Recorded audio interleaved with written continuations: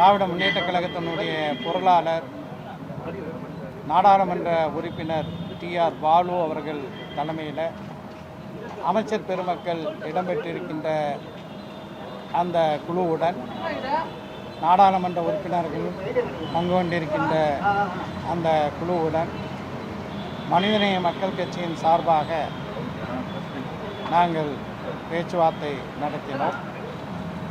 வருகின்ற சட்டமன்ற தேர்தலில் திராவிட முன்னேற்றக் கழகத்தின் தலைமையிலான கூட்டணியினுடைய வெற்றிக்காக தமிழகத்தின் பட்டி தொட்டியெல்லாம் அனைத்து மாவட்டங்களிலும் வியாபித்திருக்கின்ற மனிதநேய மக்கள் கட்சி நிச்சயமாக பாடுபடும் என்பதை மீண்டும் உறுதியாக தெரிவித்து, சென்ற சட்டமன்ற தேர்தலிலே மனிதநேய மக்கள் கட்சி பாபநாசம் மற்றும் மணப்பாறை ஆகிய 2 தொகுதிகளில் போட்டியிட்டு 100 விழுக்காடு வெற்றி பெற்றது.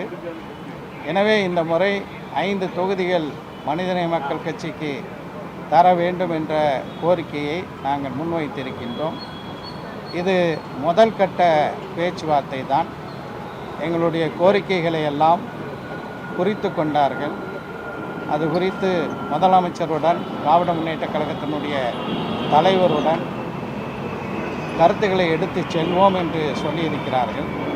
அடுத்த கட்ட பேச்சுவார்த்தைக்கு அழைப்போம் என்றும் சொல்லியிருக்கிறார்கள். சார், இப்போ உங்களுக்கு நீங்கள் ஆல்ரெடி 2 இடத்துல இருந்து போட்டிட்டு உதயசூரியன் சின்னத்தில் போட்டிருக்கீங்க. இந்த முறை அதை ஏதாவது சொல்லியிருக்காங்களா? அதை பற்றி தான் பேசுகிறேன். இந்த சின்னத்தில் போட்டியிருக்காங்க. உதயசூரியன் சின்னத்தில் தான் மனிதநேய மக்கள் கட்சி இந்த தேர்தலில் போட்டியிடும். அதையும் நாங்கள் பேசியிருக்கிறோம். குறிப்பாக கூட்டணி கட்சிகள், அதாவது தேமுதிக புதிதாக கூட்டணியில் இணைந்திருக்கு. அவங்களுக்கான இடம் ஒதுக்கிறதுனால கொஞ்சம் இடங்கள் குறைத்துக்கான்னு சொல்லி ஐஎம்ல கூட கேட்டிருக்காங்க. உங்களுக்கு நீங்கள் 5 சொல்கிறீங்க, கடந்த முறை 2 தான் கொடுத்துருந்தாங்க.